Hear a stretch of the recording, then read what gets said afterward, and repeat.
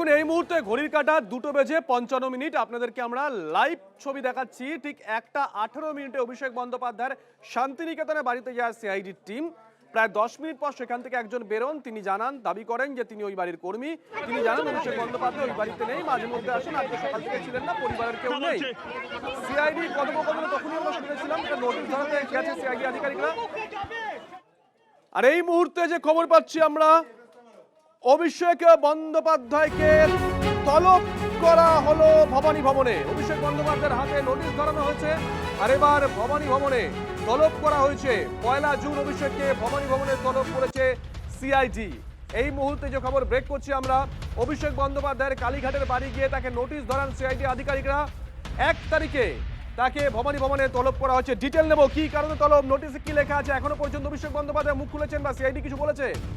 সুপ্রিয়, দেখো, ইতিমধ্যেই কালীঘাটে অভিষেক বন্দ্যোপাধ্যায়ের যে বাড়ি, সেখানে পৌঁছে সিআইডির যারা আধিকারিকরা এসেছিলেন তারা তার হাতে ইতিমধ্যেই নোটিশ পৌঁছে দিয়েছেন, এমনটাই আমরা সিআইডি সূত্রে জানতে পারছি। এবং সেক্ষেত্রে আরো যেটা জানা যাচ্ছে যে আগামী সোমবার অর্থাৎ 1 জুন বেলা 12টার সময় ভবানী ভবনে সিআইডির দপ্তর, সেখানে অভিষেক বন্দ্যোপাধ্যায়কে তলব করা হয়েছে এবং সেক্ষেত্রে তার কাছ থেকে তদন্তকারীরা বেশ কিছু বিষয় জানতে চাইছেন এবং সেই মর্মেই কিন্তু তাকে আজকে এই নোটিশ সার্ভ করা হয়েছে। অর্থাৎ বিধানসভার এই যে সইকাণ্ড, বিরোধী দলনেতার নাম প্রস্তাবপত্রে বিভিন্ন বিধায়কদের নামে যে হস্তাক্ষর বা হ্যান্ডরাইটিং বা সই যাই বলা হোক না কেন, সেই সইয়ের যে গড়মিল রয়েছে বা বেশ কিছু বিধায়কের সই নিয়ে যে একটা ধোঁয়াশা তৈরি হয়েছে, এমনকি বিভিন্ন বিষয় যেটা উঠে আসছে যে অনেক বিধায়ক তারা বলছেন যে তারা নিজেরা সই করেনি, তারা সেই বিষয়ে কিছু জানেন না।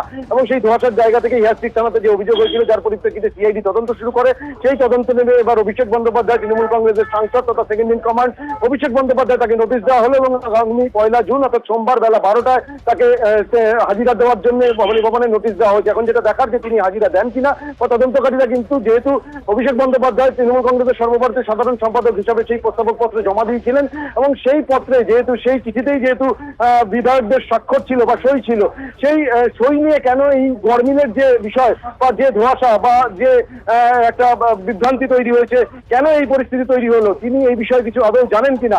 যে সমস্ত বিধায়করা ইতিমধ্যেই বলছেন যে তারা সই করেননি, সেই বিষয়ে তিনি কিছু জানেন কিনা। বিধায়করা নিজেরা সকলে, যে সমস্ত বিধায়করা সম্মতি দিয়েছিলেন তারা সকলে নিজেরা তার সামনে সই করেছিলেন কিনা, এই সমস্ত বিভিন্ন বিষয় কিন্তু এখন কোথাও গিয়ে তদন্তকারীরা স্পষ্ট হতে চাইছেন। অন্যদিকে আমরা যেটা জানি যে গতকাল থেকেই যেটা দেখছি যে এই তদন্ত শুরু হওয়ার পর সিআইডি যারা গোয়েন্দারা রয়েছেন তারা হ্যান্ডরাইটিং এক্সপার্টদের দিয়ে যে স্বাক্ষর প্রস্তাবপত্রে করা হয়েছিল এবং যে সমস্ত বিধায়করা রয়েছেন তাদের বাড়ি বাড়িতে গিয়েও কিন্তু তাদের হ্যান্ডরাইটিং স্যাম্পল সেটা সংগ্রহ করা হচ্ছে। বিভিন্ন নথিতে যেখানে তাদের সরকারি নথিতে সই রয়েছে, সেই সমস্ত সইয়ের যে কপি সেগুলোও তারা সংগ্রহ করছেন। অর্থাৎ সবকিছুর মধ্যে দিয়ে এই সইকাণ্ডের নেপথ্যে ঠিক কি কারণ রয়েছে, কি পরিস্থিতি রয়েছে, কি বিষয় ছিল, সেই বিষয়গুলো কিন্তু সত্যতা উদ্ঘাটন করতে চাইছে সিআইডির গোয়েন্দারা। সেই কারণেই অভিষেক বন্দ্যোপাধ্যায়ের সঙ্গে তারা কথা বলতে চাইছেন। ধন্যবাদ।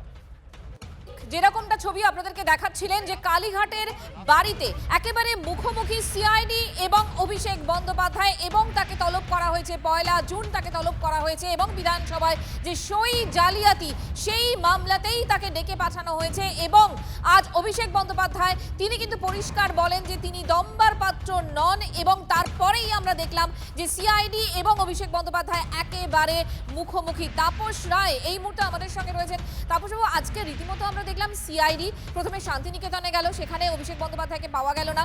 তারপর আমরা দেখলাম কালীঘাটের বাড়ি, সেখানে সিআইডি গেল, তাদেরকে অপেক্ষা করতে বলা হলো এবং তারপর ফাইনালি অভিষেক বন্দ্যোপাধ্যায়ের হাতেই নোটিশ ধরালো সিআইডি এবং তাকে তলব করা হলো। গোটা বিষয়টা, এবং তিনি বললেন যে তাকে দমানো এভাবে যাবে না। আপনি কিভাবে দেখছেন?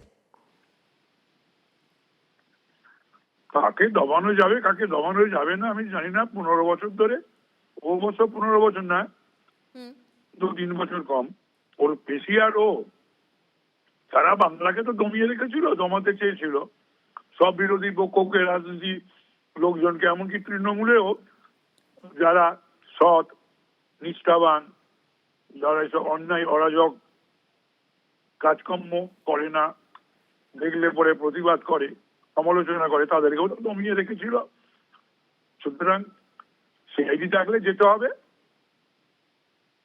বাহারুলও যেখানে বলছে যে তিনি সই করেননি, কিন্তু অভিষেক বন্দ্যোপাধ্যায়ের প্যাডে তাহলে সই করলো কে, এই প্রশ্ন তো উঠবেই, তাই না? তো উঠবেই, 100 বার উঠবে। আর বিষয়টা হলো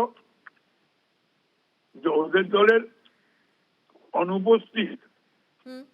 বিধায়কদের সই কে করলো, কেন করলো? সাংঘাতিক অপরাধ, যা ভারতবর্ষে কখনো হয়নি, ঠিকই। বাংলায় না, কোনো রাজ্যেও না। ধন্যবাদ আপনাকে তাপসবাবু।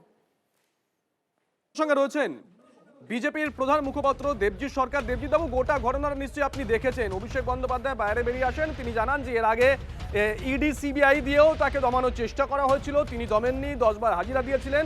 এবারও তিনি কোনো রকম ভাবে দমবেন না, দমতে নারাজ, আইনানুগ ব্যবস্থা নেবেন তার আইনজীবীর সঙ্গে কথা বলে। করবেন, বলার কি আছে? কিন্তু নিজের দলের বিধায়কদের সই জাল হয়েছে এরকম অভিযোগ যদি ওঠে, তাহলে সর্বাধিনায়ক তো সামনে থেকে সেই অভিযোগের সামনে করবেন, এটাই তো আমরা দেখতে চাই। হ্যাঁ, যারা বীরশ্রেষ্ঠ মানুষ তারা তো সামনে থেকেই নেতৃত্ব দিয়েছেন দলকে। তিনিও বীর রসে ভরা, মাঝে মাঝেই কথা বলেন, চার্জ নেবেন, শ্মশান বানিয়ে দেবেন, মেরে গুড়িয়ে দেবেন, বুলডোজার চালিয়ে দেবেন, দেখবেন কোন বাবা দিল্লি থেকে এসে বাঁচায়। তা এখন অসুবিধার কি আছে? তার কি, আমরা শুধু কৌতূহলে আছি কে তার আইনজীবী, বাড়ির লোক নাকি দিল্লির লোক, সেটাও দেখতে হবে। বেশ, ধন্যবাদ দেবজিৎ বাবু। সুষমন আমাদের সঙ্গে রয়েছেন, আমাদের সহকর্মী। আরো একবার যাবো সুষমনের কাছে। 1:18 থেকে পর পর আমরা ছবি দেখেই যাচ্ছি, একের পর এক নাটকীয় মুহূর্ত তৈরি হচ্ছে। এই মুহূর্তে ছবিটা, সুষমন তুমি আছো?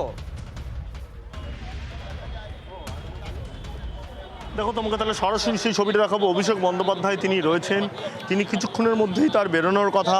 তার আগে থেকে এটি কর্মসূচি ঠিক করা রয়েছে, তৃণমূলের একটি কর্মসূচি। সেই কর্মসূচিতে অভিষেক বন্দ্যোপাধ্যায় যাবেন। তার যে ব্যক্তিগত নিরাপত্তারক্ষী যারা, তারা কিন্তু ভেতরে রয়েছেন। খুব স্বাভাবিকভাবেই কিন্তু একটা বিষয় স্পষ্ট, আমি যদি তোমাকে পরের পর ঘটনা বলতে যাই, সেটা হলো অভিষেক বন্দ্যোপাধ্যায় আমরা দেখলাম। প্রতিমন্ত্রী সুকান্ত মজুমদার আমাদের সঙ্গে রয়েছেন। সুকান্ত বাবু, আমরা দেখলাম যে সিআইডি এবং অভিষেক বন্দ্যোপাধ্যায় একেবারে মুখোমুখি, এবং সই জালিয়াতি যে মামলা, সেই মামলায় তাকে নোটিশ ধরানো হলো, এবং অভিষেক বন্দ্যোপাধ্যায় বললেন যে তাকে এর আগেও ইডি সিবিআই দিয়ে অনেকবার দমানোর চেষ্টা করা হয়েছে, কিন্তু তিনি দমবার পাত্র নন। কি বলবেন? দেখুন, একটা বিষয় নিয়ে, জাল সই নিয়ে একটা তদন্ত চলছে। তো সেক্ষেত্রে পার্টির যারা সর্বময় কর্তা তৃণমূল কংগ্রেসের, তাদেরকে সেই তদন্তে সিআইডি ডাকছে। এতে অস্বাভাবিক কিছু আমি তো অন্ততপক্ষে দেখতে পাচ্ছি না। আর দমানো, নামানো, মাথা নোয়ানো, এই সমস্ত কথা, শুধু এটুকুই বলবো এই সমস্ত কথা সম্পর্কে, গণতন্ত্রে মানুষ হচ্ছে সর্বোচ্চ শক্তিমান। মানুষই তৃণমূল কংগ্রেসকে এবং অভিষেক বন্দ্যোপাধ্যায়কে 2026 সালের ভোটে দমিয়ে দিয়েছে। ফলতার মানুষ আরো একবার অভিষেক বন্দ্যোপাধ্যায়কে আলাদা করে ডবল ডোজ দিয়ে দমিয়ে দিয়েছে। অতএব এত আত্ম অহংকার এখনো আর থাকা উচিত বলে আমার মনে হয় না। ধন্যবাদ আপনাকে।